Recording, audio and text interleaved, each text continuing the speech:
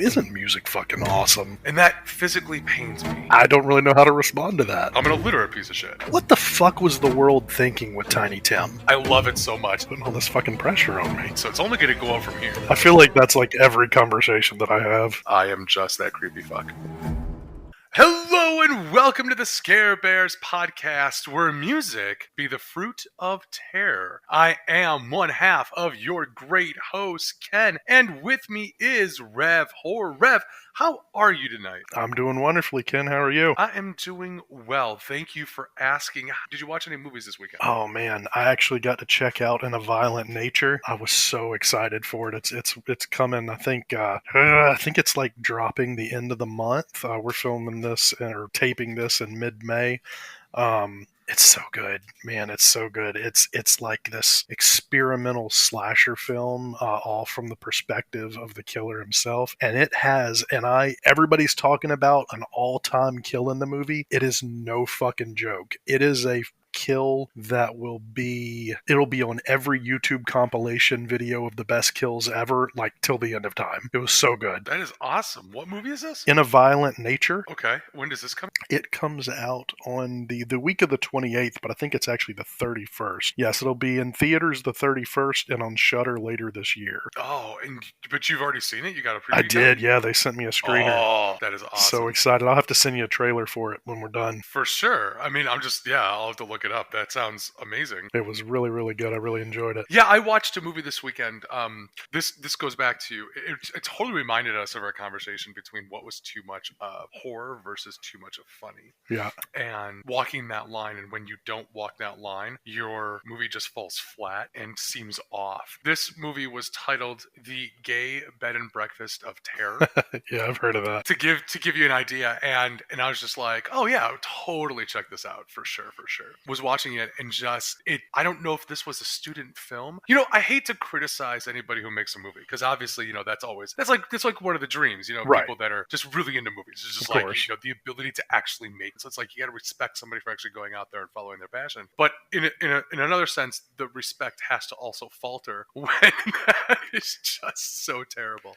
And it didn't land. It didn't hit. There was nothing redeeming about the movie at all. And yeah, it was just a really good study in what not to do. Well, you know, it's hard because I watch so much indie stuff for my site. You know, that's the vast majority of what I get sent. And what site is that? Oh yes, that's right. I write for thehorrorrevolution.com with 2 R's. Thehorrorrevolution.com is my site. I write, I do interviews. Got a few other writers with me too. But yeah, we focus a lot on indie horror because, I mean, it's one of my passions. I'm a huge fan of, like you said, I mean, you put yourself out there, you make a movie, and it's something you've always wanted to do, and it's your art. So I would much prefer to watch and give my support to a movie that's made by just a guy rather than like this big studio like conglomeration, you know, of all these people getting millions and millions and millions of dollars to make something. You know, if you're going to film your movie for $15,000 or $5,000 and you can make it look decent with a decent plot, I mean, I'm all there for it. But the downside of that is you do watch a lot of, subpar movies. Some of them are great, and I love them, but some of them, not so much. You, of course, try to be nice to people, and you try to give them, talk about what worked, you know, and a little bit of what doesn't work, but yeah, some of them, it's a struggle to find nice things to say. Yeah, this one, and then it went off the rails. Like, it just was, I mean, I appreciate the camp aspect, but then that just went away, and it went off the rails so bad. It didn't make sense, and then I didn't really understand what the movie was trying to say, so it was just a poorly written movie, which we're going to get into in a second in that conversation as well. But first, before we do that, make the movie, since we're talking about movies right now, and that's where I send Rev a writing prompt from Reddit Writing Prompts. If you are not a part of that, you should join Reddit and join that feed. Send a writing a prompt, and we kind of make 5 minutes before the episode, and we kind of write down our vision of a horror movie based off that writing. Today's writing prompt, this episode's, is You're now the most wanted person on Earth on account that you somehow managed to sneak into a bunker built for the rich and powerful during an apocalypse. So that is our writing prompt. And Rev, what did you come up with? What are we going to watch next weekend? Well, next weekend, actually, I said coming this Christmas. I didn't make it a Christmas movie. It just sounded, I guess, interesting. Jack finds himself sneaking into this bunker. He winds up accidentally in a room with a bunch of other poor people. And, he thinks they're there as some sort of a program to keep society running after an apocalypse. But they're really there to be eaten. All of the rest of the earth is dead, leaving just Jack and a bunch of wealthy cannibalistic aristocrats hunting him down. He's the most wanted man on earth, but he's also dinner. Coming this Christmas, rations. You are what you eat. Ooh, I like that. That is awesome. Rations. You are what you eat. Well played, sir. Thank you. Well played. What you got? Well played indeed. Well, I got the world is ending. The nuclear bombs are about to go off. Two sisters go out to the desert to get their dad, who's living in a trailer. He's just beaten down by life and the liquor and broken hearts. They try to pick him up in order to try to seek shelter anywhere that they can before the bombs are shot. He just tells them to go after a scene of, just them being abandoned. He gives them a survival kit and tells them to go and run to the mountains to go to a cabin that he has always had up there that's in the distance. And on the way, the tires pop on the car and they end up walking, and as they're walking, one trips and falls, and she falls on something and she scratches her hand, and as they brush kind of the dirt away, they see an air vent. They look behind them, and the mushroom cloud from the first bomb in the distance is going off. So they rip off the cover of the air vent, and they all kind of shimmy their way down until they get stuck. And the one sister grabs a survivalist gear and takes a knife out and starts cutting a hole in. And they go and they end up in a room just full of food and everything that you can imagine. Just the best and finest food, just caviar and everything like that. And as they're going around, they hear conversations of people in the hallway, and they get discovered, and it's found out that this is the bunker that was built for the rich and the powerful. The president's part of here, the vice president, the rich and wealthy of all the top businesses in the area, the ones that have survived on the best and the highest IQs and the billions of dollars of which they have, that are all here in order to repopulate and start society again after this has gone off. Then as they're interviewed, it becomes way more about class warfare from these two sisters that come from poverty and had to work their way up versus them. And it's found out that these people are the ones that caused the nuclear disaster in the first place in order to reset life for their grand vision. And it's all about class warfare, and they come and get hunted down one at a time, and then they have to hunt the other ones, and they are just running through the facility underneath as the last people being hunted. Coming this Labor Day, the rat race. Ooh, the rat race. Not to be confused with the other rat race, which was nothing like that. Fair point. That was, what's the opposite of that? Whatever the opposite of that is, it's this. That's right. Or we could just stick John Cleese in. You know what? He is rangy. He could probably do it. That's true. We could just stick John Cleese in this movie. It could be in two movies called Rat Race. Monty Python presents the rat race. Hell, we can get half the other cast too. Absolutely. This leads us into a conversation of what, I wanted to, when we first talked about doing this podcast, we were coming up with list ideas. And this one, this week, was one that I really wanted to do as well. Because, as things go on and new terms get invented, one of the terms was called needle drop. And a lot of people don't know what that really means. So we'll get into that in a second. When you're watching a movie, as somebody who reviews movies, what are kind of the most important things that you look for in terms of trying to determine whether or not a movie is good versus a movie that might not be so? I think it's really a matter of everything coming together to make a coherent whole. There's so many movies that fail in one area or another, and it kind of ruins everything else. For me, if you're looking at a movie and you're trying to determine whether it's an all-in-all good movie, you've got to have a decent score, decent soundtrack, decent writing, decent acting. None of them have to be stellar unless you want to make like a stellar movie, in which case you need one or two things to actually stand out. But if you're looking at just what makes a good movie, like just a movie you can go watch and enjoy, you got to have all of it at least decent. What would be those two things that you just mentioned that you think would make a movie stand out? Honestly, I think the writing and the score, because I think a lot of the other things don't take you out of the movie. Like, I can watch a movie with shitty actors. That's not that big of a deal. I can watch a movie with a shitty plot. But if you've got like just a terrible score and soundtrack that take you out of the movie, and if the writing is just awful, it really like ruins the whole thing. I 100% agree with you. When I'm watching a movie, the two things that generally resound with me are the writing. It's like if it's a well-written movie, I will love that movie. Absolutely. You know, and it could be a viscerally or by object standards a very bad movie, but if the writing is phenomenal in that movie, good pacing, tight story, good things, you know, I'm in. Also, the score plays a so much important part, especially in a horror movie, because the score is going to heighten the tension, it's going to heighten the thing unseen, or even juxtapose what's going on. And I think that music plays such a huge role in horror movies, a lot more so than some other genres of movies, like comedies and even dramas. I mean, anybody can write a violin score to go behind that, but Right. not everybody can write, you know, the theme to Schindler's List by Itzhak Perlman, you know, which then takes that movie from phenomenal to even more phenomenal. You know what I'm saying? Right. Just the use of that score. So when we talked about this in this list, I was like, you know what, we should totally do needle drops. And for those of you that don't know in the audience, for those of you that don't work in the biz, including me, I had no fucking clue what this meant. yeah, No idea. You were like, let's do needle drops. I was like, what the fuck is a needle drop? Okay, a needle drop is using a song in a movie that has already been previously written, but using it on the screen. So it can't be an original piece, it can't be an original score, it can't be like the title theme. So we're not talking like Tubular Bells from The Exorcist,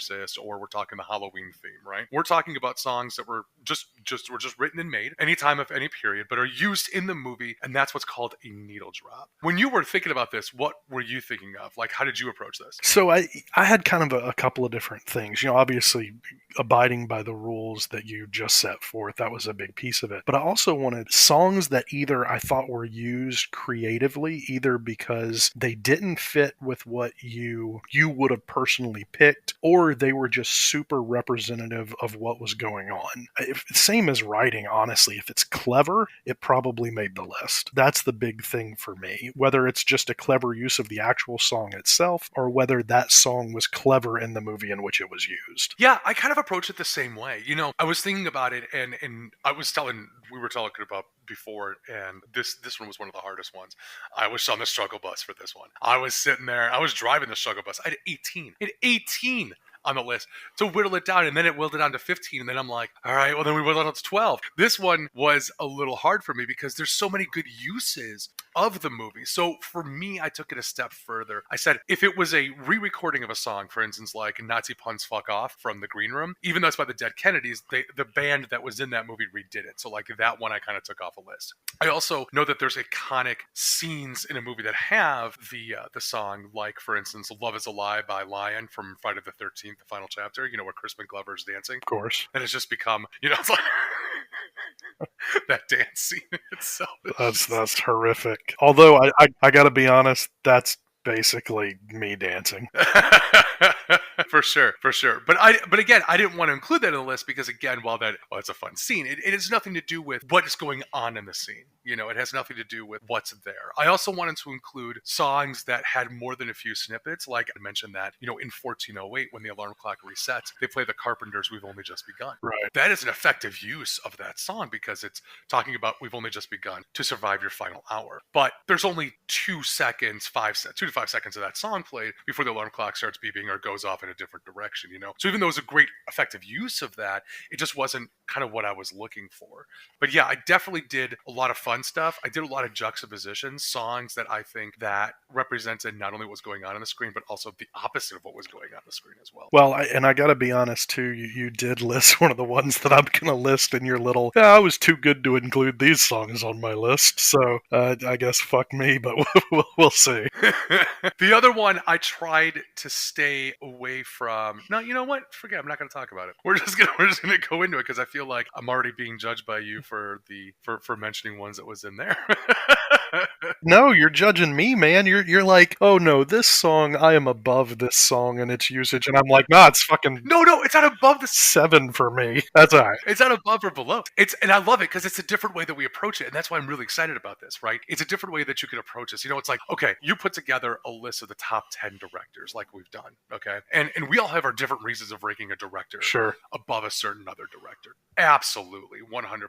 But you get 5 people in a room to talk about that, you're going to come up with the same directors. Sure. You might get one or two odd ones, which is great and phenomenal, like I think that we had in our last list. But you're going to get to your Carpenters and your Wes Cravens, and like those are just Toby Hoopers. Like those are going to be part of it for anybody that's in this, especially when you're drilling down to horror movies. With something like this, it's not only taste in movie, but it's also in the effective use of the song and what you believe is an effective use of the song as your interpretation of what is going on the screen. Sure. And I also tried to not let my bias in terms of whether liking a movie or not influence the song that I used in there. Well, and liking a song too. I mean, some of the songs that are the best use of songs would not be a song that I would generally choose to listen to. But if it's an effective use of that song, I think it really kind of depends too, because I also know that at least a couple of these are there because I love the song. So it kind of goes both ways. I think you can creatively use a song and have it like a perfect placement and a perfect representation of what the movie is about, but I just don't particularly like the song. But you can also have a song that I feel is more perfect because I fucking love the song. So I think it kind of goes back and forth. Yeah, so I'm really excited. Okay, so that means without further ado and further nonsense, because there will be much more nonsense later to come. I'm excited, man. I'm excited. Let's hit it. Hit with your top. What is the best 10th needle drop in a horror movie? The number 10 best needle drop in a horror movie is Another Brick in the Wall by the Class of 99 from The Faculty. I love the use of this song interlaid with the football scene. I think it's fantastic, but I also love the composition of the band as well. This is one of those that, like, to me, it was the type of music it was, what it represented, and why it was so perfect for the scene. You've got Lane Staley from Alice in Chains, Tom Morello from Rage Against the Machine, Stephen Perkins from Jane's Addiction. So many. I mean, you've got Porno for Pyros, Collective Soul. It was like a 90s supergroup. It's an awesome song. It's an awesome scene, and it's an awesome collection of musicians. I couldn't agree more. That's a phenomenal pick. That's exactly what we're talking about. It's like using that music to just reflect about what's going on the screen, but also bring forth that tone and that those elements of what's happening. Absolutely, yeah. And I mean, of course, I'm a football guy anyway. I mean, football is my first love, even more so than horror. So combining that song with that movie, like, at that moment, it was great. Loved it. That is a great, cool use of that song. Moving on from there, my 10th needle drop that I loved in a horror movie. And again, not a movie that I like. We've already talked about this, but it is Midnight in the Stars and You by Ray Noble and his band from The Shining. That last shot of that music coming up as the camera pans through the hotel and then ends up on the photo of the New Year's Eve party, and he's just in the middle of everybody underneath, the sign of the year that it is and stuff like that, I thought was just a phenomenal use of that song and that music to close out that movie. I agree completely. And a lot of people don't pay enough attention, I think, to the use of score and music in Kubrick's movies. I think he's really good at it. I'm with you. I mean, as we talked about before, The Shining is not one of my favorites either. But yeah, I mean, that's a pretty stellar use of it for sure. Yeah, it's just got that classic, just like that classic radio feel to it, early 1940s big band, but that slow, methodic, and again, using the camera pans in order to go in there, go through the hotel, go through the lobby, up to the photo and stuff, which is just a really, and again, I don't like the movie, but that last beat, that outro, if you will, is very effective and just very cool. Absolutely, totally agree. All right, so what are you going to hit me with number 9? Because the 10th was great, so it's only going to go up from here. Well, see, now you're putting all this fucking pressure on me. Oh yeah, under pressure. Oh yeah, you know what? Has that ever been used in a horror movie? I don't know if it has. I'm sure it has, but you know what? If it hasn't, then it's going to be used in the Rat Race come Labor Day. Ooh, I don't know, man. Queen is exceptionally difficult with their music rights. Like if you do like the TikTok and YouTube stuff where people cover songs, a lot of times the audio is missing from their covers because they're just so, I don't know. Brian May's a good guitarist. Maybe he's just a dick. I don't know. So Queen is not on my list. Queen is used a lot, and we're going to get into that later. But yeah, I mean, really, it is. I mean, when you really think about how many uses that Queen's been used in, not just in horror movies, but also in movies in general and TV shows, Queen's catalog is, I mean, phenomenal, but also used as well, especially notably in the movie Bohemian Rhapsody. Yeah, of course. I don't know. It was just used in that all the time. I don't know why. Yeah, it's like they didn't even choose another band. It's like, God, guys, come on, be a little creative. Yeah, seriously, couldn't stick another. Couldn't. I want some Slayer tear in Bohemian Rhapsody. Right. Anyway. No, and I guess you're right. I mean, Queen does have some. I guess they just like really want to get paid when you're actually going to use it. Selfish pricks. Speaking of getting paid, Scare Bears Podcast brought to you again by Being Whores. If anybody wants to kind of advertise, put their messages on there, we are ready, willing, and able to be your... You know what? I will give you the ready and willing. I'm not entirely convinced on the able, but I guess we'll see.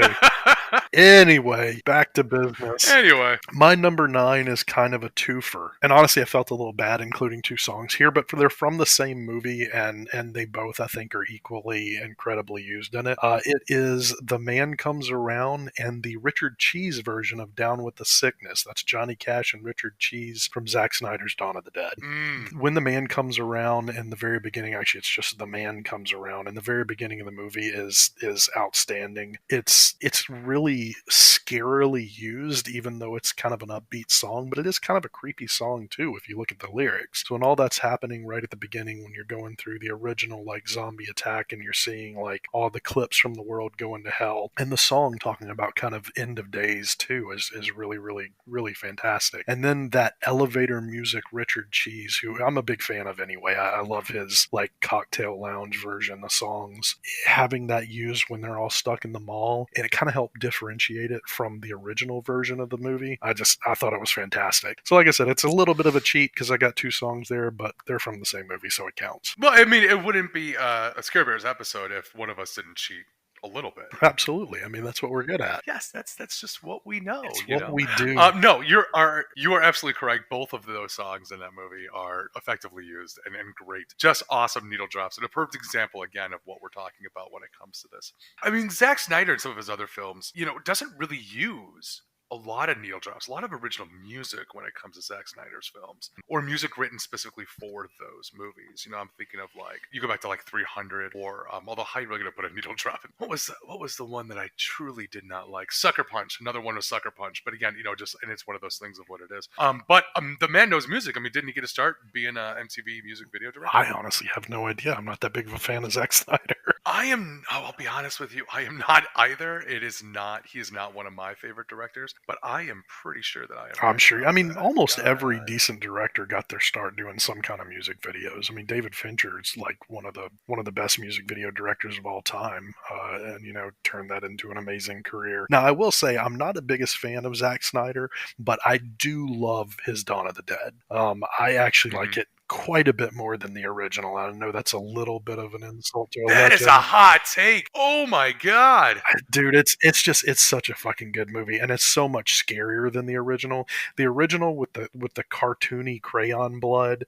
I mean, and the whole thing where Romero's going for more of a comic book feel. I get it, and he does it fantastically. Don't get me wrong. As far as like social critique and all that stuff, as well made of a movie, Romero's got it hands down. Entertaining a movie, I'm just gonna like go turn on and watch the whole thing. Zack Snyder's without a question. Well justified. Well justified, because I guess I can't really argue with any of those. That is true. It's because I'm right, man. A hot take though. That is a hot take. Look, you're gonna learn at some point. We are 6 episodes in. You're gonna learn at some point that I am always right. That made me chuckle. Yeah, well, except when it comes to the pronunciation of the word GIF. All right, here we go. Yeah, you're right about that. And yes, he did with music videos back then. It was TV commercials and then into music videos, and then went into Dawn of the Dead. Actually, surprisingly, got Dawn of the Dead. Actually, just learned this, and he turned down SWAT, which after seeing SWAT makes a lot of sense. Good call. That worked out. Although Zack Snyder's version of SWAT would have been interesting. Yeah, but like you would have been distracted by all the zombies. That's true. SWAT. Ooh. Oh, that tickles me. Introducing zombies and SWAT. That is fun. Right. I mean, he basically did that with Army of the Dead, didn't he? That's true, too, yeah.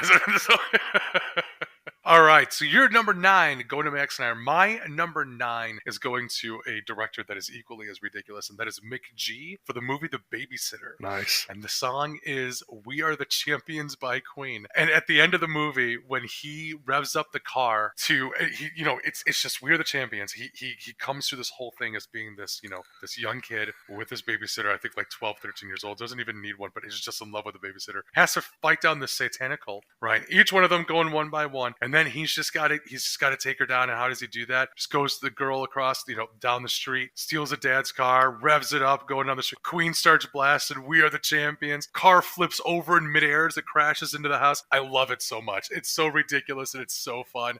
I had to include it in this list. It's one of my favorites. You know what? Honestly, I'm okay. Maybe I'm usually right because that's a phenomenal pick.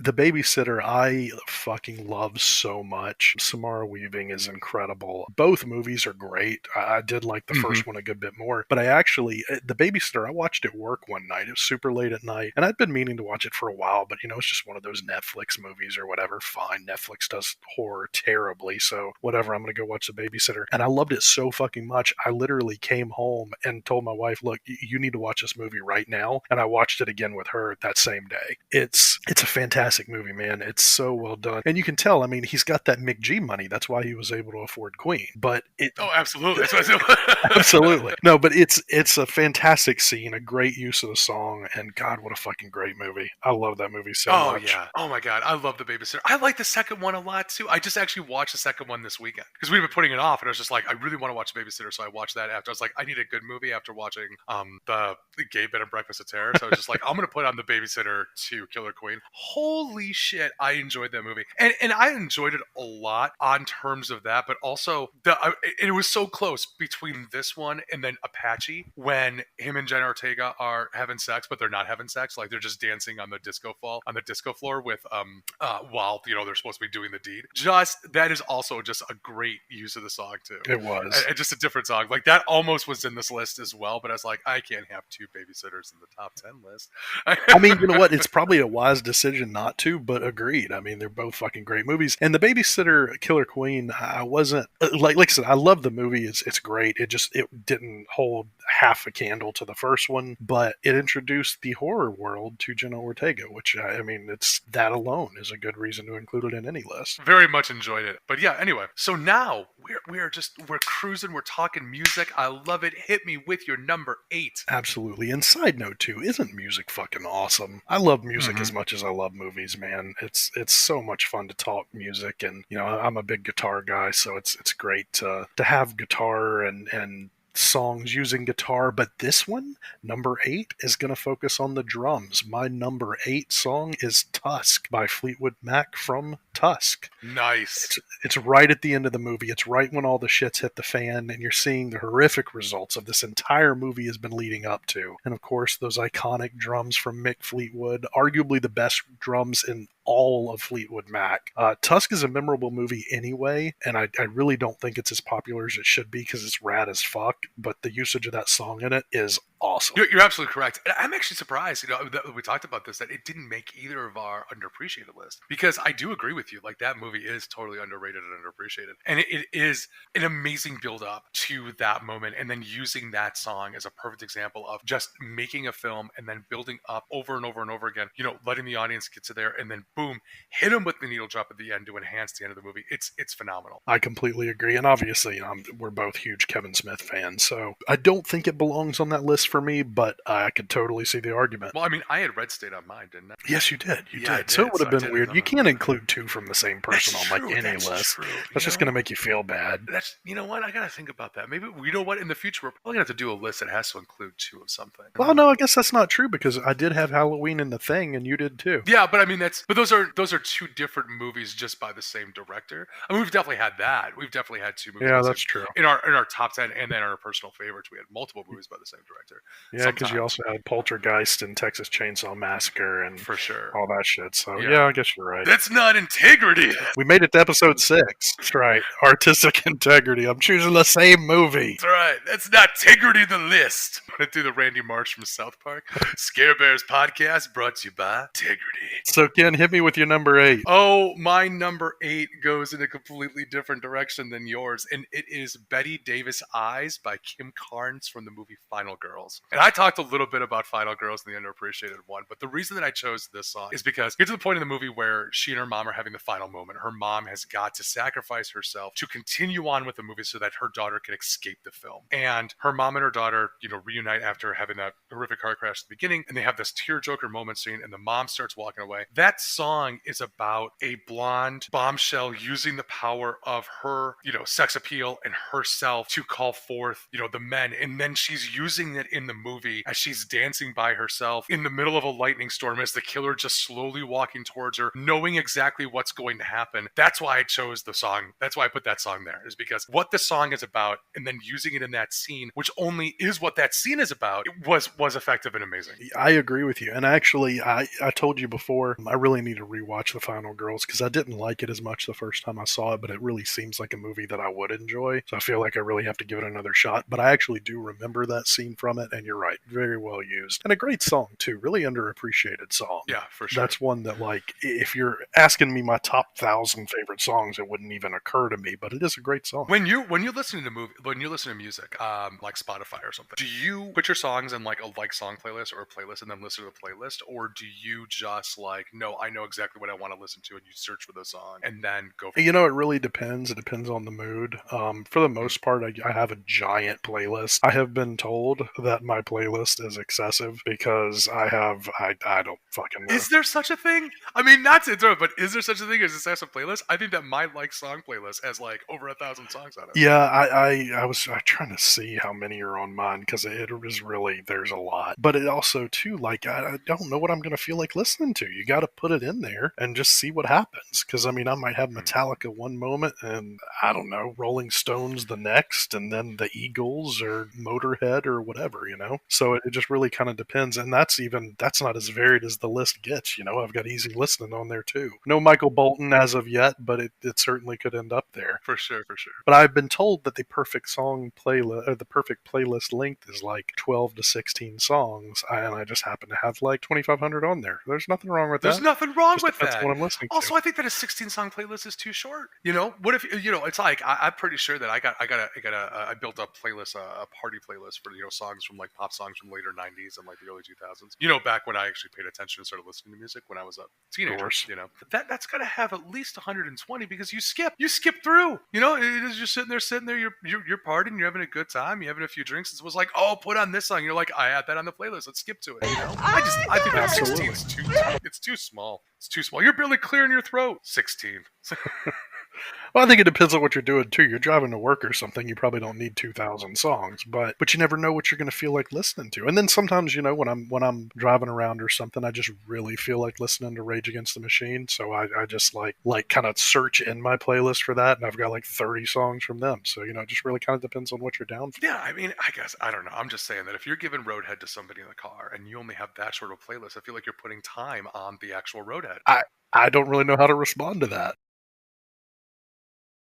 I've never been in that situation, so fair enough. All right, hit me with that number 7. Number 7, this is the one you kind of made me feel a little bit bad about myself. Number 7 is Nazi Punks Fuck Off by the Dead Kennedys from Green Room. I'm with you. I do feel like this one is, again, a little bit of a cheat because it is being recorded by the actors in the film rather than Dead Kennedys. But I'm a huge punk guy, man. I've always enjoyed that whole anti-authoritarian breed of musicians, and Dead Kennedys are one of my favorites. Green Room was a movie I didn't see for a long time. I was turned onto it by one of my really good friends, and it blew me away.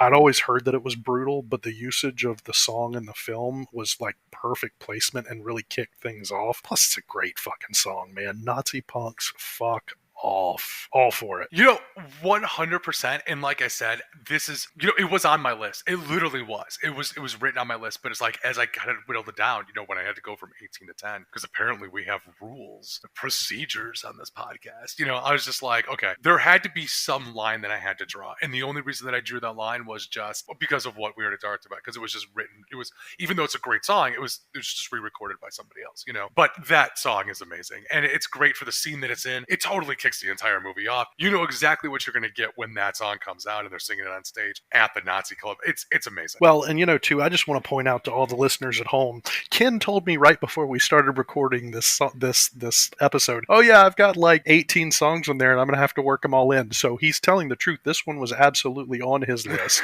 and he left it off just to make me feel bad. And then I'm going to add it on there.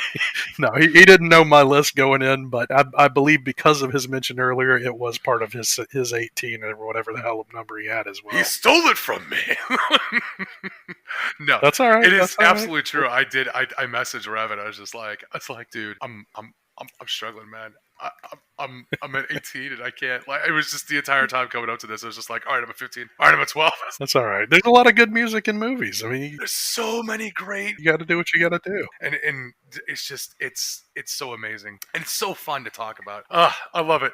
All right, absolutely. That is a amazing number 7. I actually like that better than my number 7, but my number 7 was just such a great use of such a creepy ass song already. And then what they did with it in the movie to present the scene, I thought was phenomenal. So I went Tiptoe Through the Tulips from Insidious. That's a good one. Because again, that song is already creepy as hell, just normally. And then to put it in the movie where the demon's, in the room sharpening his nails on the stone, it is such a great use of that song in that movie, because you're heightening tension throughout the whole thing, and how do you keep going from one to the next, and boom, this is another way. You just bring it to another level. You brought it to another level with using that song in that way. Okay, and we need to have a conversation about this too, because I don't understand why this isn't talked about. What the fuck was the world thinking with Tiny Tim? Like, how was that a thing? Like, what a fucking weird looking dude. Like, he's weird, he's like creepy looking, and like they're like, oh yeah, look at this guy. Let's have him on variety shows. Let's have children sit in his lap. What the fuck, 70s? Like, what were you doing? This literally is 100% accurate. Everything that you just said. I don't understand it. Like, I watched this whole thing. It was about, oh crap, what was the name of that movie? Spookville or Spooktacular or something like that. It was a documentary about a kind of like not like a theme park, but kind of like a sideshow type thing. Spooktacular, that was the name of the movie. It was a documentary about a horror theme park in Massachusetts, and it's apparently was really famous. Like, a lot of people went to it. They've got little cameos of interviews from people like John Krasinski and Adam Green and Kane Hodder, and it was basically about this whole theme park and everything that was in it. But one of the pieces of it was about Tiny Tim and about how like he was part of the whole thing, and it was just like super weird, man. Just really weird, really like off-putting. Not in the documentary, just the whole relationship with Tiny Tim. And I'm just sitting there thinking to myself, I wouldn't invite him to anything, man. No. He scares the shit out of me. No. What's wrong with this guy? It's absolutely 100% correct.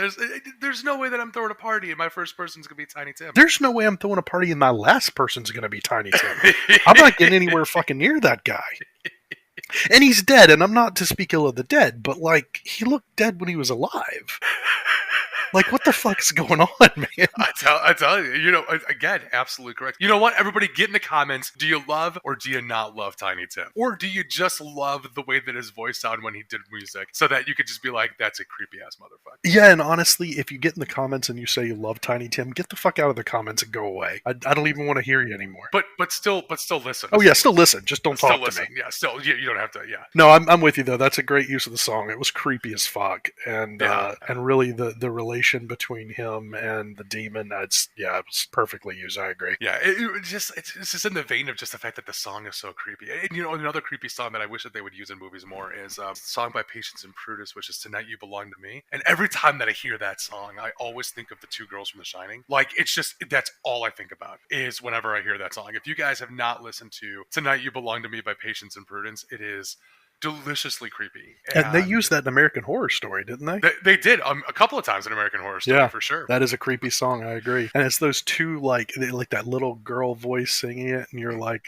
yeah, nah, man. And then you just imagine the two girls, the twins from The Shining, just singing it down the hall to Danny, and oh god. See, now that would have made the movie good. That would have brought it to the next level. Again, talking about how music could have enhanced a movie. Well, I mean, you're the one that included it on your list already, so. That's fair. And that was the only redeeming quality of that movie. Or also Jack Nicholson's speech when she's swinging the bat up the stairs. Yeah, it's all right. Her Light teeth bother me in that of my scene. life? You didn't let me finish. I feel like that's like every conversation that I have.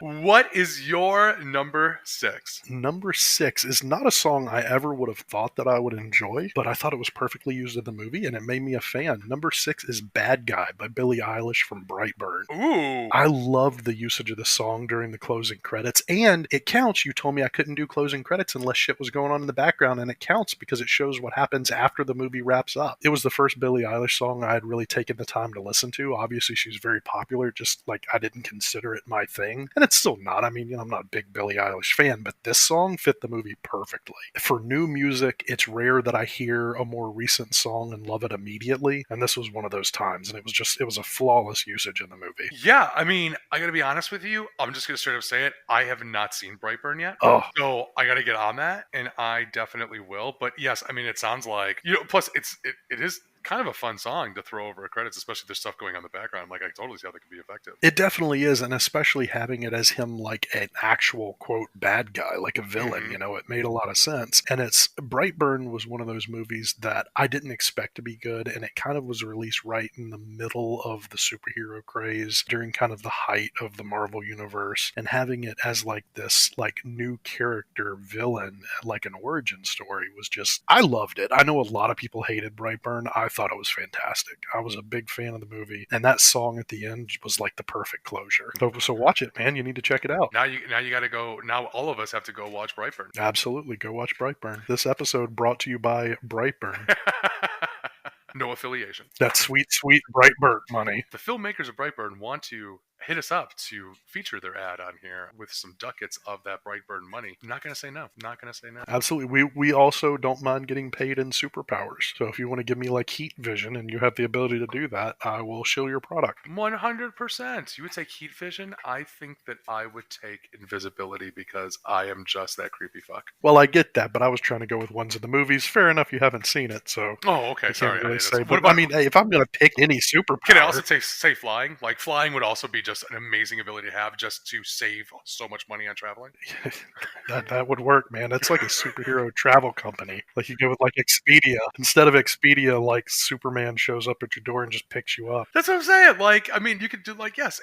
I'm just saying, like, I mean, if you had a superpower, I would totally just do it.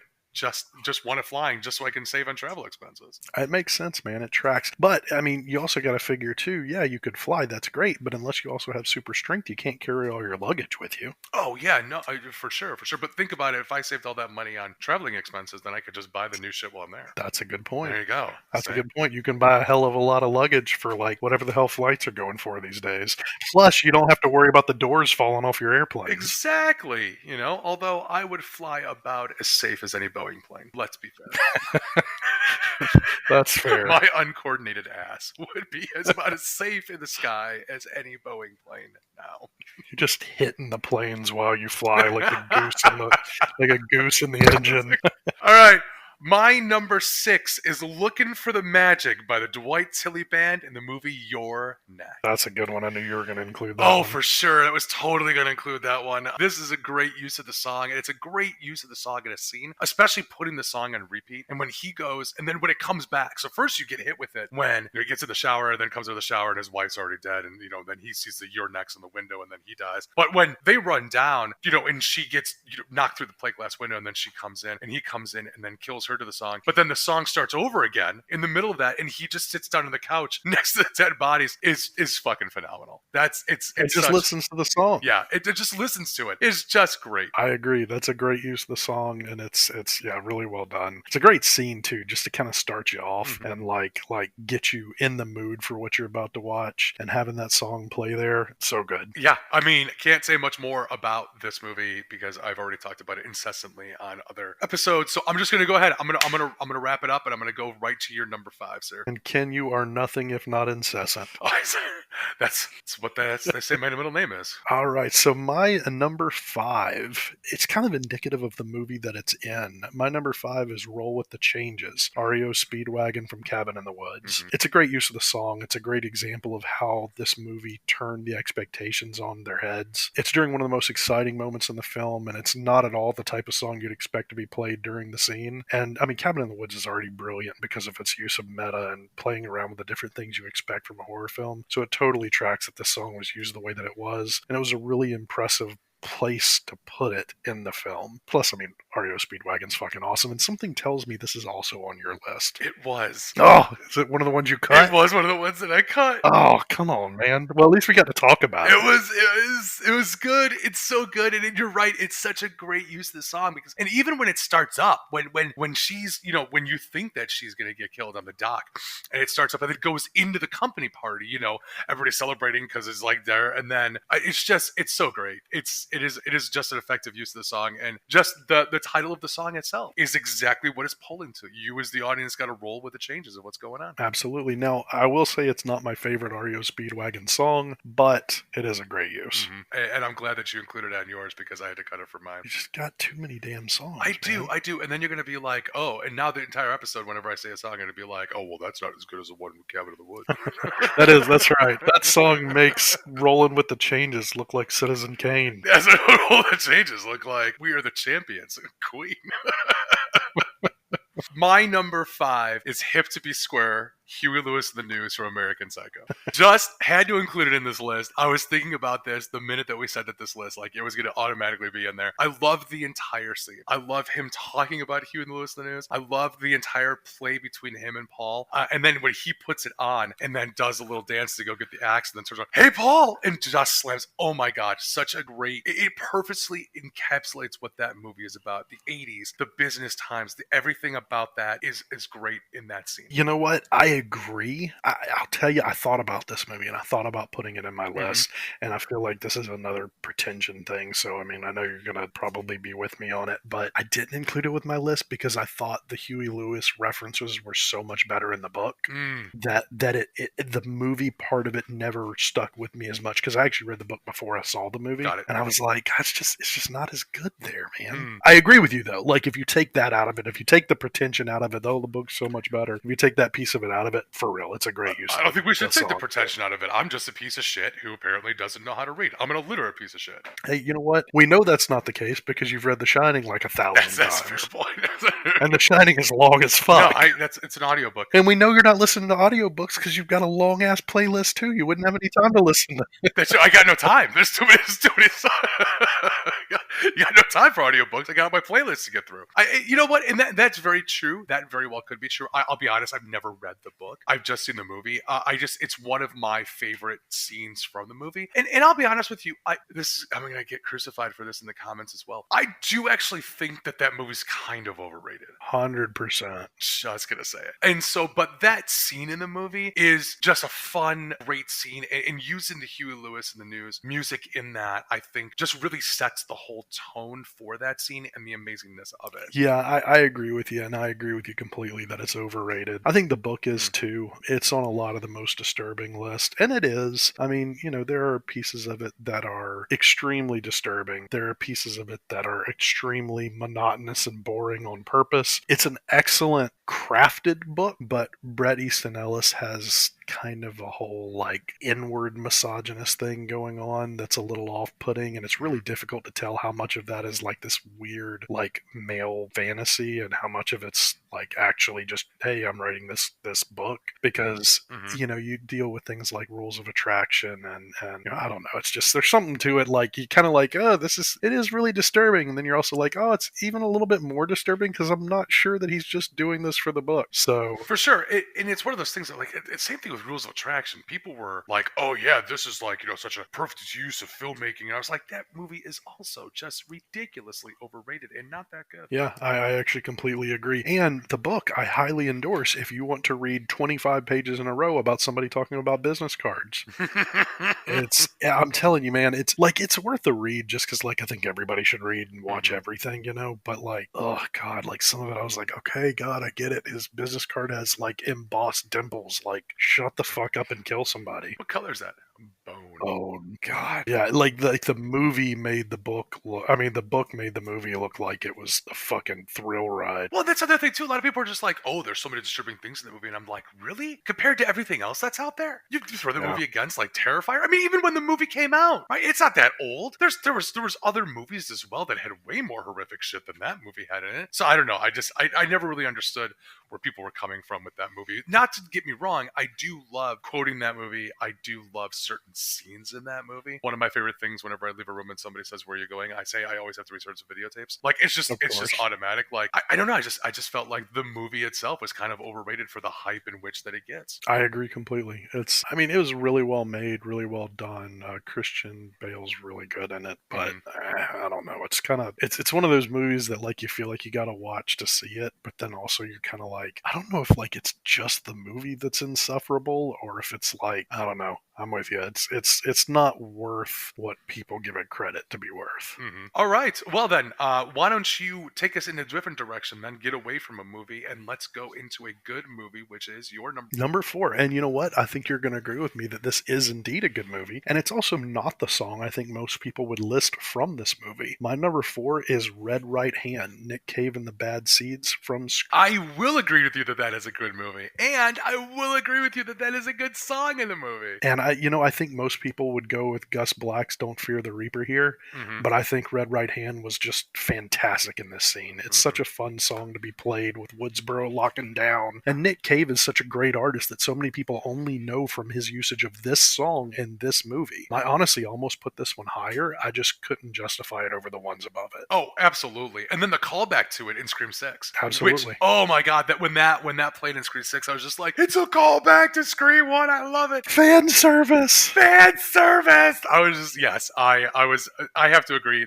It is a great use of the song. It is a great use of music in a movie because you just have an innocuous scene of just, the town locked down. So what would you play over that? And you play your Red Right Hand, which is kind of got some creepy undertones in the way that his voice works and carries throughout the entire song. And then you're putting that over that scene. It sets you up for that night because that night is that's going to be the crux of the movie. Like once we get past Woodsboro locking down, what's going to come after that is going to lead right into the third act and right to the end. So it's a great setup song in that way. And the same thing in Scream 6 when they use it when they kill the driver of the car outside of the club. That it's it's just one of those. It's like the setup and it just brings back to it. Absolutely. And again, Nick Cave is super underrated. A great artist, a lot of fun, super creepy, and just some amazing songs. Where the Wild Roses Grow is an amazing song, and more people should know about it. For sure.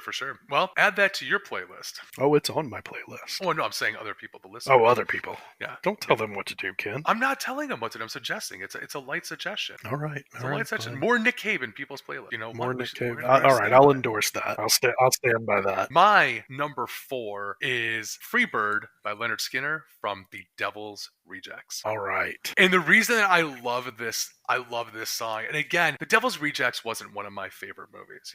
I'm not saying it's a bad movie. I'm not saying it's a good movie. It just kind of exists in the world for me. It just wasn't one of my personal favorites. But that scene where they're driving towards the police motorcade, the police, the motorcade at the end of the movie, and they're just shooting at each other. They're going to go down in a hail of bullets, and Freebird is playing, and then it moves as a slow motion camera of them panning into it. It's phenomenal. That whole sequence is just a phenomenal and a great way to end that movie. You know what, man? I'm gonna firmly disagree here, and I'll tell you why. Oh, first off, I 100% agree with you on Devil's Rejects. It's a great movie, don't get me wrong, and I love pretty much everything Rob Zombie's done. House of a Thousand Corpses is 100 times better movie than Devil's Rejects, and a lot of people love Devil's Rejects more, but I thought House of a Thousand Corpses was like phenomenal. Southern Rock is the shit. It's my shit, man. I love Leonard Skinner so much, and Freebird is some of the best guitar of all time in any song ever. My problem with the use of this song in the movie is it's not placed correctly. The thing about this song is, the thing about the usage in the movie is they're driving down the hill. I'm cool with the placement. Like, I'm cool with you placing the song as they're driving into the police barricade. Completely agree. Great use. Great fit with what they're doing.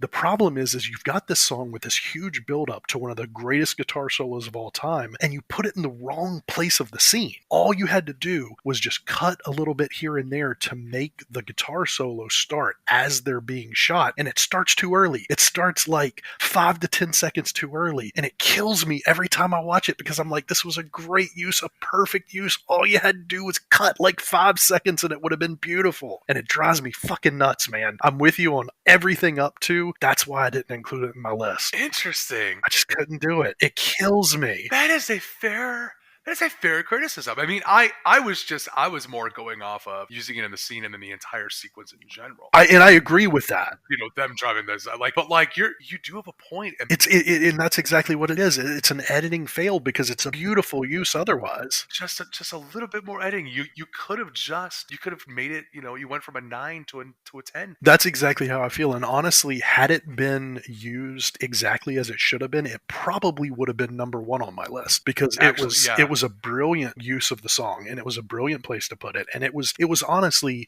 the perfect song for that moment in the movie, especially because it felt like such a closure until 3 from Hell came and fucked it all up. But it was a perfect use of closure between the two films. They just fucked it up, man, and it kills me. You know what? Honestly, I'm going to get a little bit more into editing and the way that a song can be used effectively in my number 3 as well. So, yeah, that's great. That's great. Before you hit me up with your number 3, we're going to take some time to pay some bills. We are just going to do a quick ad break. Go ahead and listen to those. I think you're going to like them, and we'll come back after that is done. S-Mart is running an amazing Black Friday special. Boomsticks, only $109.95. Bath towels, 3 for $15. And you've got some killer deals on books. You Necronama can't miss these deals. Stores are now open nationwide from their original Detroit, Michigan location, and they are filled with S-Mart employees that can help you find whatever you're looking for. In fact, the first 500 visitors on Black Friday will be entered into a raffle to win a 1983 Oldsmobile Delta 88. So make sure to put your name in the book right when you come through the door. And don't forget to check out our new topiary section with ornamental trees that practically force themselves into your cart. Shop smart. S-Mart.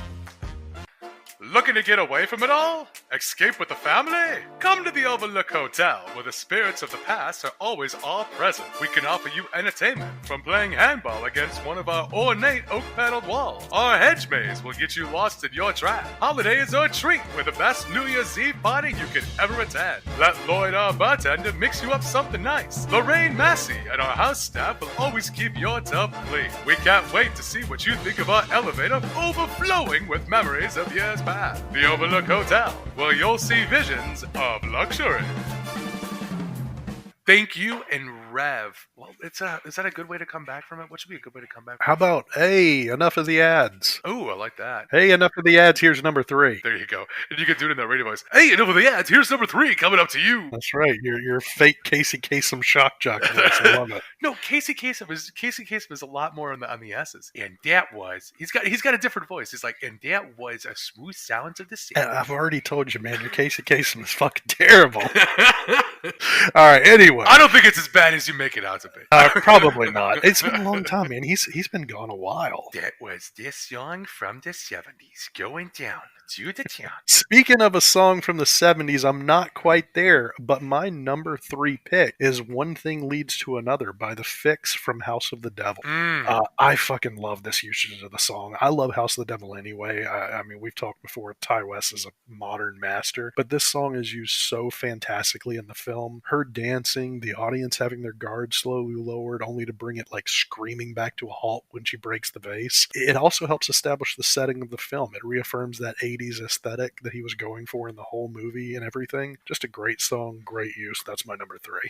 Literally cannot say anything but agree with you on everything you just said. Like, that is effective. It is an example again of one of the most effective uses of the song. Sets the scene, sets the tone, lulls the audience into a false sense of almost security. Just the way that it's used in the thing, and then to go back into it is just, everything is great. Absolutely. That's why it's number 3. Yeah, I mean, I know. I unfortunately, I can't just devolve more discussion about it because it's just, you nailed it. You, as always, Rev, are 100% correct. Of course. And that physically pains me to say.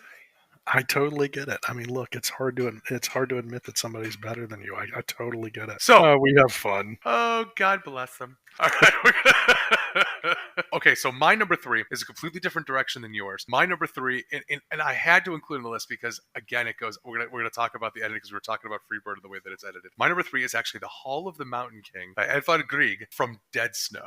Now, if you notice, see Dead Snow is about zombie Nazis. Yeah, it's a Norwegian film. It is amazing in its just ridiculousness, I have to say. But the opening of the movie, when The Hall of Mountain King is playing, you have the zombie Nazis chasing a woman through pretty much a forest, through the snow. But it cuts back and forth, and that is the perfect song. The perfect song for that scene, that kind of chase scene. That element of cutting back to the Nazis, and then cutting back to her, and then cutting back to the Nazis. And all you hear are growls until you actually see them on camera. And then the buildup of, the way that song progresses, and to go to the end of the ending of the booming orchestra and stuff like that. Just phenomenal. I love the use of the song. I love the editing and the way that they did it to go back and forth between the two characters as it builds up that speed to that crescendo until they finally get her in the end. It's great. I completely agree. It's a great use of the song, and I don't think there's enough classical type stuff in movies. There's so many good songs that you could use, and especially for horror, because a lot of the old classical stuff is creepy as hell, or at least you can use it that way, and it's not often taken advantage of. And I don't think you have to buy the rights for most of it either, because most of it's like 200 years old. And I don't think this one was. I think it's probably like late 1800s, early 1900s. I'd have to look it up, but yeah, for sure. But yeah, I totally agree. Great use. Do you think that the reason that there's not is because, and this movie didn't really have that, so that's maybe why they used this one, is because there's so much original scores that are written for movies these days, and those are all orchestra pieces and set pieces, that including an old-timey classical piece, you want to have those punk rock pieces, or you want to have those other pieces to get the audience of what you're trying to attract. When you're a teenager, horror movies are, how do I want to say this, but not, I'm trying to say, like, horror movies are definitely made for a younger generation, I would say. Sure. You just love them as you grow up and more and more. So it's like, I'm not saying that horror movies are not made for older people. I mean, obviously, you're just into the genre and you love it, right? But horror movies are specifically targeted for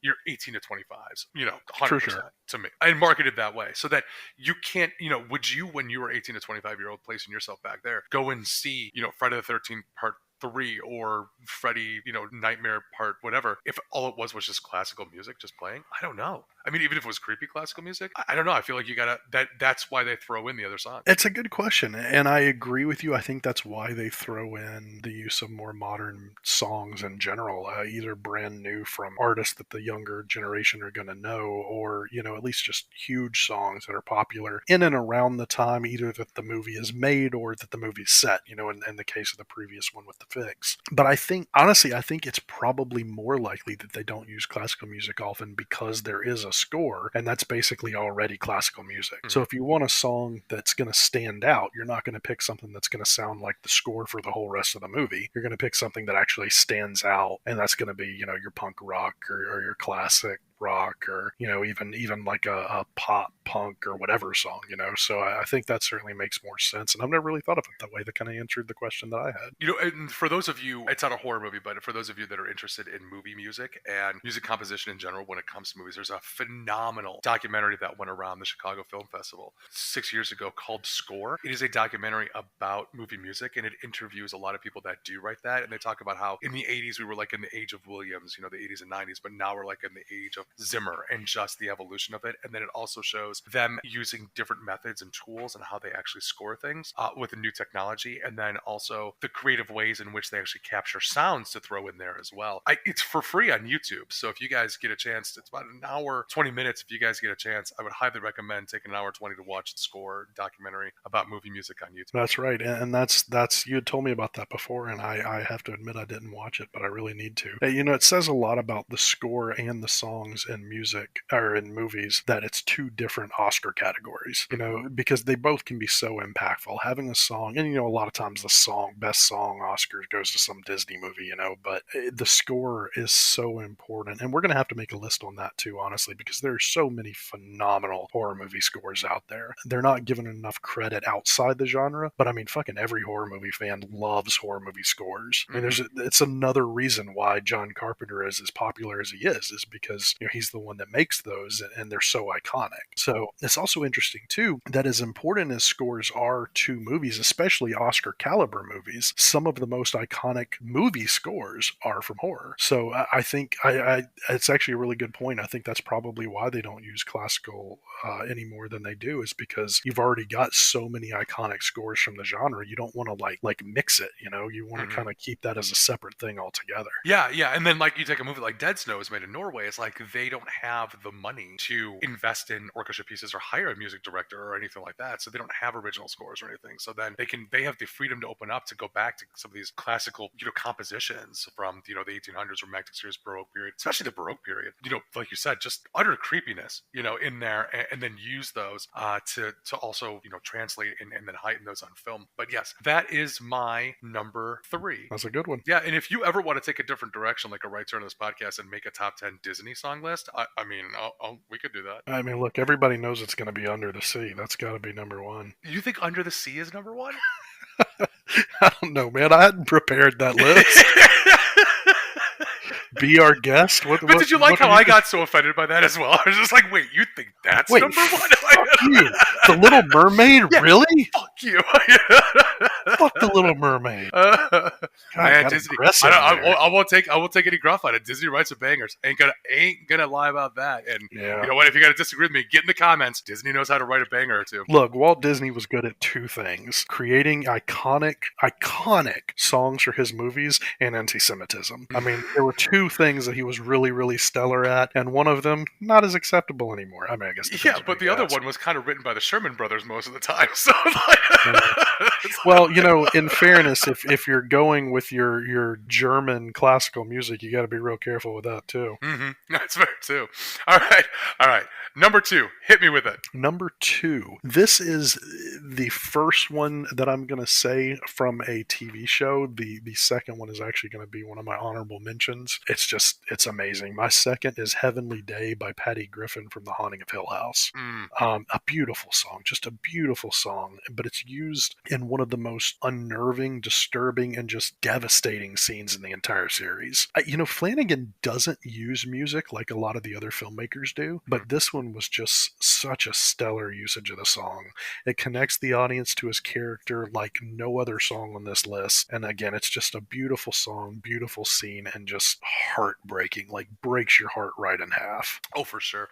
He actually uses music way more effectively in his TV shows. Definitely. If you look at the way that Neil Diamond was used in, I hate getting old. What's the one that came out after Haunting Hill House? Midnight Mass. Midnight Mass, yeah, the way that Neil I knew Diamond what it was. I was just going to let you flounder. Yeah, thanks. I really appreciate that. Coming to the rescue. Awesome co-hosting. The way that he uses that, I would say that he uses music way more effectively in his TV shows than he does. And this is a perfect example of that. I knew that you were really excited to put this one on there, and I thought that it was going to be from Haunting a Hill House, because the minute that I suggested this and we talked about it, you were like, do TV shows count? And I was like, you know what? I feel like we opened up TV shows in the last one. And so, the last episode. So yeah, they do. You know what's funny? This actually wasn't even what I was thinking about when I asked you that. That's going to come to my honorable mention. Oh, okay. But when I was making the list, I was just like, no, that's got to be real fucking high, because it's such a great use of the song.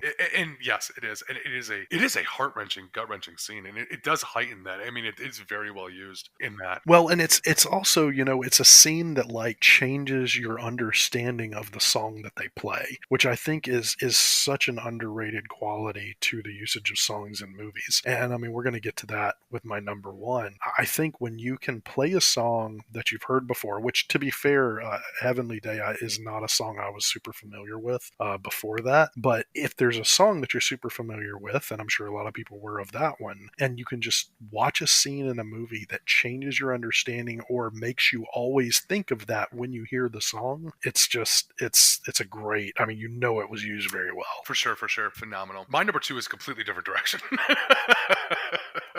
My number 2 is probably, it's actually a little obvious. I did not go, I went a little obvious with my number 2, which is my second Queen song, Don't Stop Me Now, from Shaun of the Dead. First of all, I think that people now realize that I enjoy Queen. This is a great use of a song in a movie to heighten the comedy, but also the tension on the scene as well. Like, because you're fighting the zombies, and it's such a ridiculous scene in the way that they're fighting them with the pool cues and stuff like that, and the jukebox starts up. But also in the background, the zombies are coming and breaking into the bar, and they're coming around the bar as well. wow, like this is, but you have this ridiculous fight scene going on in the middle of it, while to this song, which also brings it to another level of absurdity, but also, you know what's coming. And it's amazing, especially the way that they were effectively. I honestly believe that they chose this song specifically so that he could say the line, kill the queen. And then what? The jukebox, so that's why I think that they chose this one. But it is a great use of a needle drop in a movie. I agree completely. Yeah, that's a really good one. And if you look up this question like anywhere, that's going to be on it. That's a great selection for sure. It's not on my list just because, again, as we said before, I'm not the biggest fan of Shaun of the Dead, so it's something that I haven't seen enough for it to really connect with me in that way. But I do agree, it's a great selection for number 2. Yeah, and when we said this list, the top two that I have on my list were like the first two immediately that came to me, and this one I put number 2. The other one I think I love it just a little bit more because of what's going on. But we'll get to there in a second. In the meantime, before we get to our top choice, Rev, what are some honorable mentions for you? Well, it's funny you should ask. I actually have 2 honorable mentions. Oh my god! Oh my goodness. I'm going to follow up my first mention of a television show song with my second, and I hate to put them back to back, especially after what I thought was such a better use with Heavenly Day. But my first honorable mention is the use of Hotel California by the Eagles from American Horror Story Hotel. It's one of 2 TV shows on my list, but it's such a perfect scene, and it's the exact opposite, in my opinion, my not so humble opinion, of your inclusion of Freebird, because it was so perfectly edited. All of the different characters going through hell in the hotel, and it cuts off right at the "you can never leave." It's just perfectly done. And Ryan Murphy's good at putting songs to his visuals anyway, but that was just a phenomenal use. A second honorable mention from the exact same thing was his use of "Tear You Apart" by She Wants Revenge. Such a great song and such a great use in that season. My other honorable mention was Rocky Mountain High, John Denver from Final Destination. I thought this one was good because it's not normally a song you'd use in a horror movie at all, and it didn't fit thematically with the film other than that John Denver died in a plane crash, but it's so memorable and it's a great use of the song. Oh, 100%. I mean, and that was also on my list as well, but then I was just like, again, it's one of those of just like, because thematically that's how you know that death is coming. It's great. I mean, the use of that to show that death is coming, it's the same way in which they use Roller Coaster in Final Destination 3. For sure. When the 2 girls were in the tanning booth listening to Roller Coaster, both great things. And yes, Ryan Murphy does do an excellent needle drop. And the fact that Hotel California was used so effectively in that season of what that is, especially what the song is about and everything going on, is just great. I do think that Tarantino's probably the number 1 needle drop king. Oh, for sure. I don't think there's any really good question about that. I mean, unless people hey, listen, get in the comments if you disagree with that. But I think that Tarantino's probably the number 1 on needle drops. But Ryan Murphy's very good in his TV shows. Yeah, I'm a little partial to Kevin Smith's his soundtrack creation. I think he just picks nothing but bangers. They don't fit thematically like Tarantino, so I do think Tarantino's number 1. But if I was just to pick up a soundtrack of a movie, I mean, the Jay and Silent Bob Strike Back soundtrack is phenomenal. He does such a great job of creating just a great soundtrack of songs that you can listen to from one end to the other. But I mean, if you're going for like that, hey, this fits this movie, this scene, this perfect representation of what I'm trying to show here, it's Tarantino. My honorable mentions are a little bit different direction, but also kind of the same direction as well. The first one that I really, really had a hard time cutting, but I just wanted that shining one as number 10, is in the movie Us, the Good Vibrations by the Beach Boys going into Fuck the Police by the NWA. Just amazing use of music, because you have this happy-go-lucky song as the film begins, and there's no doubt that this white suburban rich family would be listening to the Beach Boys as a way to unwind at night. And then as she's getting stabbed and she's just like, call the police, it's just like playing Fuck the Police by NWA. It's amazing. It's a good commentary on just everything going on, especially in the world today, especially in the use of the way that movie was commentating on how things are done. I thought that was really fun, really funny. Good callback to Jordan Peele. The other one is The Man Who Sold the World by David Bowie in Fear Street, 1970. Honestly, I was thinking about after our underappreciated, people are sleeping on Fear Street. All 3 Fear Fear Streets work so well together. And starting off in the order, just going back and forth, I thought that this was great. You got two women that are sisters, and they're dying next to each other. You don't know who's going to live, and then the David Bowie kicks up, and it just kind of punctuates that emotionalness of the scene of what's happening on there. And then you're just debating, like, know that one of them's going to die. We just don't know which one based on who's telling the story in the flashback. But yeah, don't sleep on Fear Street. All three of them are great. The best thing about Fear Street is that I thought it was gonna be awful. I really did. I was like, God, you're making Fear Street for Netflix. Like, this is such a bad idea. And those movies were fucking fantastic. I mean, just great movies, and like brutal as fuck too. That bread slicer kill, holy shit! Like that, I didn't think it would have the balls to do what it did, and super impressed that they did. And obviously, it fit thematically with where they wanted to go with the other two movies. But holy shit, what great movies came out of nowhere, phenomenally well done. If you haven't seen any of the Fear Street movies, you need to go watch them, and they're making another one soon too. So oh, that's awesome. That's gonna be fantastic. Yeah, I want a standalone movie with the girl, the killer girl with the knife. Absolutely. I like that's just give me her as the killer in a movie. I would totally do it. The last honorable mention is not a horror. I mean, I was having this conversation with somebody else because what are vampires? Are vampires horror? Are they now sci-fi? Are they now fantasy? I think now they're fantasy. I think that if you go back to originally they were supposed to be a horror type thing, but now they're more leading into fantasy because they got sexy as the years went on. You know? Yeah, that's kind of weird. I'm not into the sexy vampires thing. You're not in the sexy vampire thing. I don't know. It's just like I don't know if it started with like the way that I don't know who turned it. Was it Francis Ford Coppola and when he did Bram Stoker's Dracula? No, it was totally Leslie Nielsen. It's Leslie Nielsen. Dracula Dead and Living It is phenomenal. Everybody should go. No, I mean, I think honestly, it's the seduction piece of it. I think that's where, I mean, because that's way back to Bram Stoker. I mean, it's that whole being able to control people and seduce people into doing what you want them to do. I think just kind of naturally translated. But God, dude, for loving his horror movies as much as I do, I fucking hate vampire movies, man. I there's like maybe 2 good vampire movies, and it's not Twilight, thank you very much, but I just fucking hate vampire movies, and I feel bad saying that because I know so many people love them, but like, god damn, I hate vampire movies so much.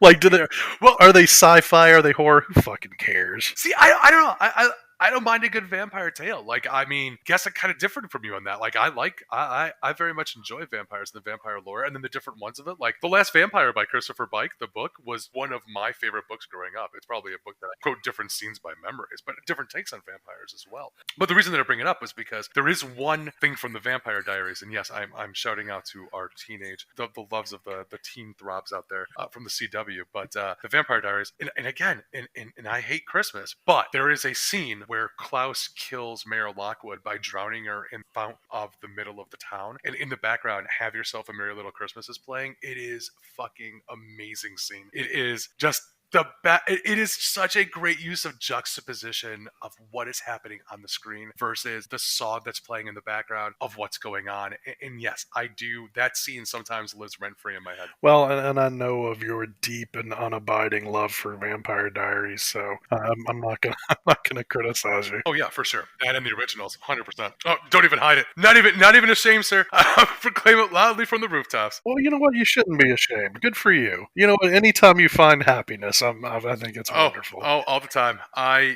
love it. I love Vampire Diaries. I love the originals. I'll take them both. Anytime. Yeah, so I've never enjoyed Vampire Diaries, and I've seen a good bit of it, with my wife watching it and everything. But it's funny because my daughter was a big fan because it was like that perfect age for her, when it came out and everything.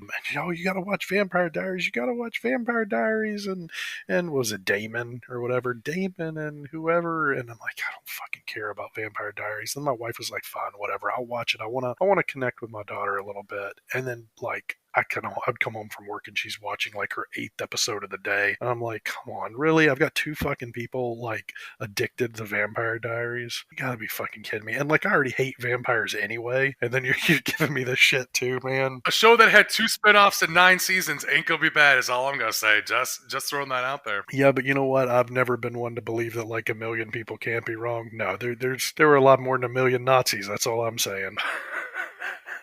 Vampire Really? Diaries What is it? Nazis. Is that just the go-to argument for people these days? Like, wow, well, vampires, Nazis, same thing. I think it works. Just people Okay, I'm not saying that if you like the CW, you're a vampire. who like Vampire Diaries. You know what? Well, Okay, look, I'm not going to say anything more than I might have liked it a little bit, but this is the only time I'm ever going to admit that, and I'm not going to go back and watch the whole show. I liked it while it was on enough to like kind of look up from my phone and pay a little bit of attention. get in the comments. Vampire Diaries and the originals are great shows. I will stand by it and I will defend it to the death. Kill me now. Good thing that's not going to be on tape anymore. It's a good thing this is just between us. Let's kick it. Let's do it. Let's do it. Number one, I am excited. Number one, let's see if we match. Number one, what is your best needle drop in a horror movie? I'm surprised we haven't matched on any of these. My number one is Total Eclipse of the Heart, Bonnie Tyler and Urban Legend. The reason why I think this song belongs at number one is because it was such an iconic use, such a scary use. But beyond that, Total Eclipse of the Heart was not like a song that like I ever would have like chosen to listen to normally. It's not really my style. But now it's fucking terrifies me. I cannot hear that song, nor can I get in my car without checking the back seat. Like there's just something about it because of that scene and because of how it was used and because it was, such a scary scene in the film. Like it resonates with me so much differently than any other song on the list. All the other songs are kind of badass or they're fun or they're like indicative of the way the movie's going or blah blah blah. This song like fucking freaks me out even today. It's been fucking 30 years since that movie came out, and every time I hear Total Eclipse of the Heart, I'm like, yeah, remember that dude in the backseat? There's no way to unlink that song from that scene for me. And I think that's kind of what lists like this are about. If you cannot hear the song without thinking of the scene in the movie, it belongs at number one. Absolutely. But you know what's so interesting? What's that? My number one is Total Eclipse of the Heart by Bonnie Tyler from Strangers Pray at Night. Interesting. The same song, two different movies. Wow. Yes. I'm kind of impressed. That is what's interesting. And that's why I love doing lists like this, because it's just the different takeoffs. Man, you are absolutely correct. First of all, the use of that song in anything is great, because that song is an absolute banger and just needs to be on everybody's favorite playlist. That your use of it is amazing. Absolutely correct. I mean, when you're in that scene and you look back there, you always got to check the back seat 100%. The reason that I chose it in mine is because of the juxtaposition of what was going on in the scene as well. Him walking through the pool house, finding the girl, then killing her. Then he comes at him with an axe and he's kind of taunting him, like, I killed one of yours. How does that feel? In the background, Bonnie Tyler's playing. They fall in the pool. They're struggling in the pool with the knife. And then he's trying to get out of the pool and the guy just comes up behind him, puts the arm around him, shoves the knife in his back. And this song swells as the blood in the pool starts billowing out from his body and stuff like that. Oh, love it. Love it. Just love the use of the song and that, the juxtaposition of what's going on in the film. Just love that scene and that sequence in general. I can agree with that. I think it's a fantastic use of it and a fantastic scene. And you're right. I mean, yeah, it's a banger of a song, as much as I hate to admit it. And I will say too, if you have never seen the literal music video for Total Eclipse of the Heart, it is on YouTube and it's fucking amazing. Do you know what I'm talking about? Oh, 100%. It's such a great video, man. 100%.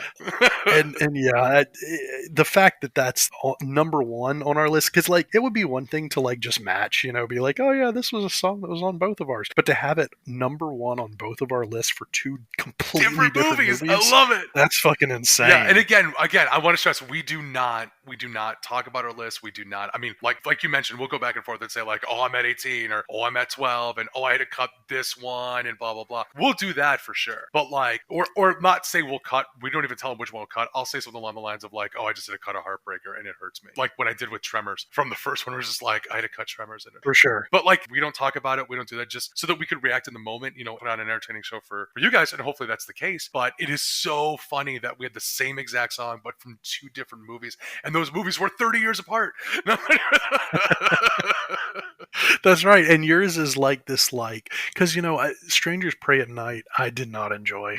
To be honest, I didn't think it was very good. But there were some. I thought that pool scene with the neon was just gorgeous. Like totally worth the price of admission for the movie just for that one scene. And I mean, obviously, I loved The Strangers. I thought The Strangers was fantastic, so I was really expecting more, I think, from the sequel.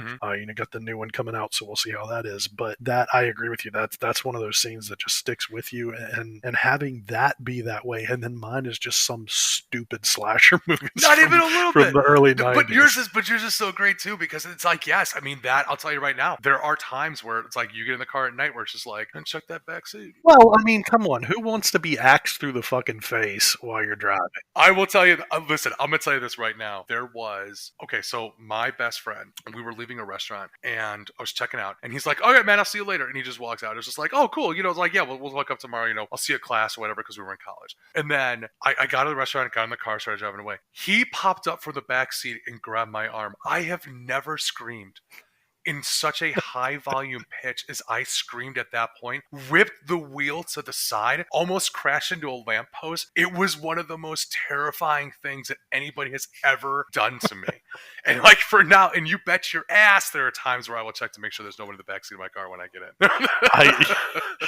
I would too. Holy cow. It's one of the favorite stories we have to tell. I cannot believe that he did that. And he got away with it. It was so perfect. Like, he waited till I turned out on the main road. And it was like 11:30, 12 o'clock at night. So like, there was nobody around. Thank God. He's scared. It was like, there are things in your life that terrify you. That was one of the most terrifying moments I've ever had in my life. And just like, that's a good friend right there, though. That is a good friend. I've always loved doing that too. I've always loved like hiding around the corner and jumping out at people, and it makes me an asshole, but I don't fucking care. It's hilarious to me every time. Mm-hmm. But the thought of hiding in the back seat with someone, man, that's a good way to send somebody to the hospital. Yeah, and it wasn't just that he came up and like, it was like the fact that he grabbed the arm like from the back seat was just like, oh, and I was just like, it's like, I mean, I can't even. I'm surprised that the windshield and the windows didn't shatter from the decibel and the high pitched frequency of which I scream as like a 17, 18-year-old just trying. Just takes like 10 years off your life. Oh my God, yes. Like, well, they're shitty years anyway. The end of your life isn't that fun. But fun times. But yeah, no, that's awesome. That is amazing. I think that it's going to be one of the first times, or maybe even, well, depending on what list we do in the future, where it's just like we have the same thing, but from two different completely things. That's why I love doing this, man. That's why I love talking about this stuff, and that's why I love talking with you about this stuff, because it's such a great way to approach different things in the way that people think about things and stuff like that. Well, and I think you and I too have such different, not like different taste in movies, but like we have such a different experience with horror, and it really kind of helps to show how well-rounded the genre is. And then, we've talked about it before, you like romantic comedies, there are a few really good ones, most of them suck, and the ones that suck aren't really worth your time, so you kind of got to cultivate a list of the ones that are really good to watch, especially if you're going to watch the same movies over and over again. Same thing with action movies, same thing with, dramas and whatever. If you have a shitty movie, it's just going to suck, and it's not going to be even worth your time or worth watching. But with horror, I mean, fucking everything's great, everybody's got their thing, everybody's got the things that they love, everybody's got the things that scare them, the things that are impactful. Pick a category, everybody's got a little bit of a different taste. So I think it's great to be able to explore the genre with somebody that has a different experience from me and has a different, upbringing and top 10 list of favorite movies. I mean, our lists were wildly different, and I think that's so good and so healthy and so worth exploring. I love to see it. And I mean, obviously, like you said, having two songs from the exact same artist, the exact same song, completely different movies is just, that's amazing. I'm impressed, honestly. You love to hear it. Well, if there's one thing I could say, the Scare Bears podcast, we're sitting on a powder keg and giving off sparks. Oh, I like it. That's our tagline from now on. Scare Bears podcast, sitting on a powder keg. Giving off sparks. No, it really shouldn't be, because there's no way I'll remember that. Or we can get creepy with it. Scare Bears podcast, our love is like a shadow on you all of the time. Yeah, that sent chills. Hair raising. And then now I want to sing. I want to sing the rest of the song, but unfortunately, we just have no money to afford the rights to that song, and they would get demonetized and taken down in a second. So, if you want to help with that, what's one of the ways that they can contact the Scare Bears podcast? If you have any questions, if you want shout outs, if you want to endorse or do anything on the podcast? That is a great question, and I'll tell you, the best way to reach us is through our email at thescarebearspodcast@gmail.com, but we are also Scare Bears Pod on pretty much everything, on Twitter, Instagram, TikTok, Slasher, And actually, YouTube, we are at the Scare Bears. I don't know if you can even really contact people on YouTube, so we'll worry about that at a later date. But yeah, Scare Bears Pod or the Scare Bears Podcast at gmail.com. Send us your suggestions. Send us your criticism, your comments, suggestions, or jokes. We would always appreciate it. Awesome. Can't wait to appreciate that. Can't wait to also see the comments on some of the things that we have commented on ourselves. Definitely get in the comments and tell Rev about how wrong he is when it comes to the Vampire Diaries and the originals. For sure. 100% absolutely need to do that. I'll accept it, honestly, because like I said, it's not one of those things that's like a dirty little secret. Like, I'm not like, I'm actually secretly a giant. I'm not really a big fan of it, but I definitely, like, I can see the appeal, especially if you don't think vampires fucking suck like I do. Any shout-outs? Shout-outs? No. I don't really have any shout-outs. All right. I just want to quickly mention a couple different podcasts, people that have helped us or have shouted out to us. One is The Frequency, The Fear Quincy, a podcast on Spotify. You can definitely search for it. FEAR Quincy. Spelled like frequency, but fear. Yeah, Aaron's a great guy. Goes through the different movies and stuff like that. Talks and shares his opinion on those. Has a bunch of guests on and talk about that. So yeah, but anyway, if you guys got a chance to go check him out, that's my one shout out for this. And I will throw some love to Creepy Peepers podcast. They're about to start a season 2 of their show. I was on season 1, so you can feel free if you like the soothing dulcet tones of my voice. You are welcome to check out Creepy Peepers podcast and check out some of the new stuff they're going to be covering this year. And Taco Movie Talks, which I have also guested on YouTube. That is Taco with 2 C's. You know, we have yet to figure out what we're going to do as an outro, but I guess we're just going to kind of talk until somebody cuts us off. That's true. We just got to keep going until somebody goes, or we're going to play Don't Stop Believing. That's what I'm saying. Like, it's just a nod back to talk about music being effective and a thing that makes people that goes for it, right? Sopranos, Don't Stop Believing at the end of the thing, and then in the middle, they just